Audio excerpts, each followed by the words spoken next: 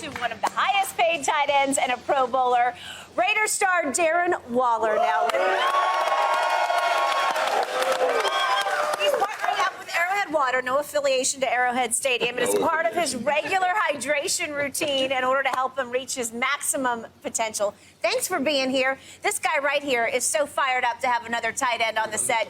I'm going to turn it over to you, Shannon. Darren, thanks for coming on, joining us early this morning. I want to talk about your season because you came in with such high expectations. You get a new head coach in Josh McDaniels. You bring in Davante Adams, yourself, Josh Jacobs, Hunter Renfrow. You sign free agent Chandler Jones. Why didn't this season materialize like you guys had envisioned? It didn't materialize because it all comes down to the clutch moments of the game, right? Okay. I look at a team like the Minnesota Vikings. Yeah. They had so many one-score games. It ended up going 13-4 or 14-3, whatever their record was. And there's no difference really in the number of games that we had that got down to those moments. We just didn't execute.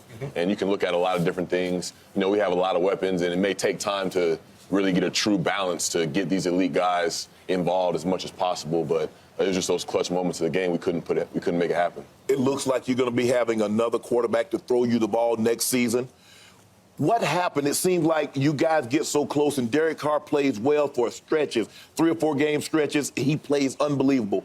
But why wasn't he able to sustain that over the course of a season?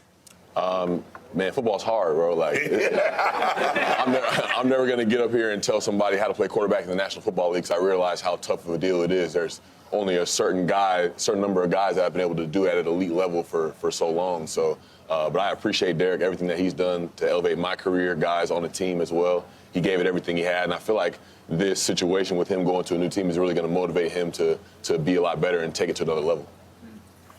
Yeah. You talk about all those clutch moments, and that's so true. They're all these fine line moments, and it's going to go north or south. And you had your chances in game after game. I picked you guys to make the play. In fact, I picked them to win the West this year. Yes. Because it's loaded, it's ready, it's poised for takeoff.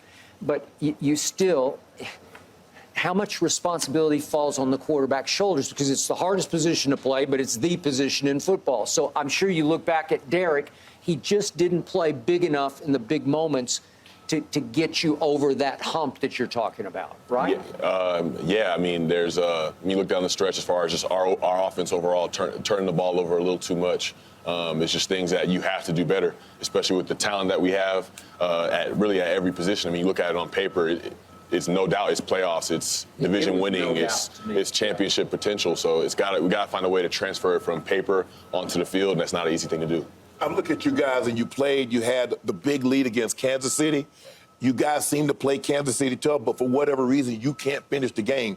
What makes this team, what makes Patrick Mahomes, in your estimation, such a special quarterback?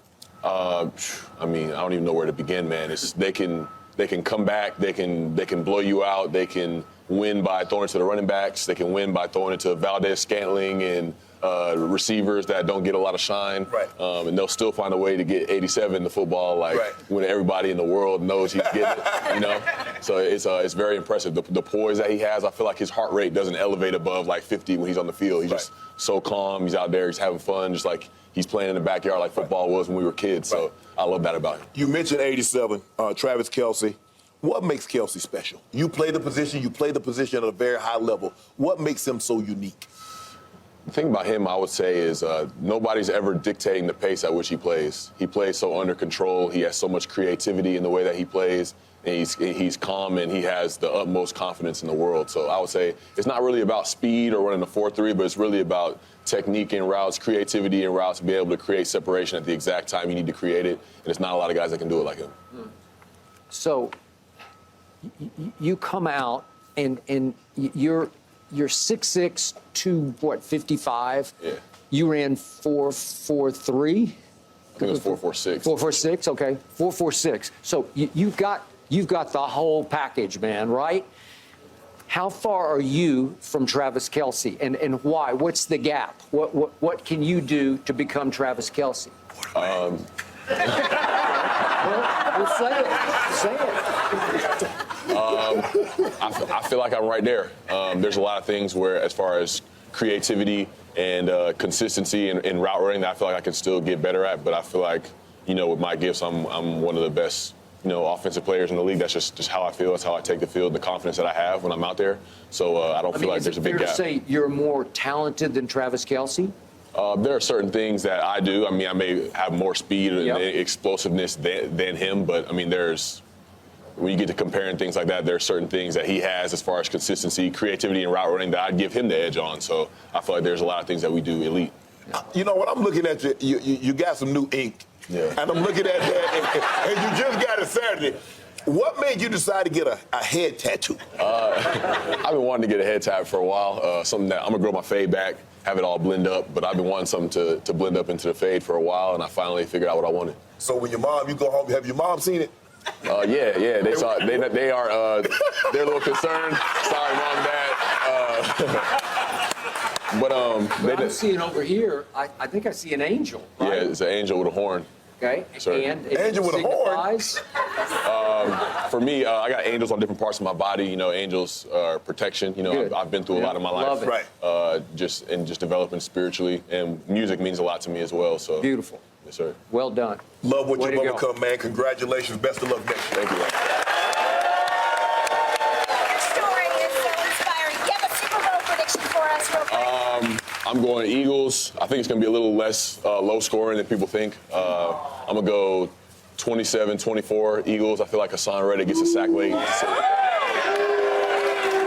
y'all are 3 points. You just have them arranged in different ways. Darren Waller, thank you so much. Have a wonderful offseason. Thank you so much for joining us here on Undisputed. We've got a ton more coming up from Arizona. Don't go anywhere.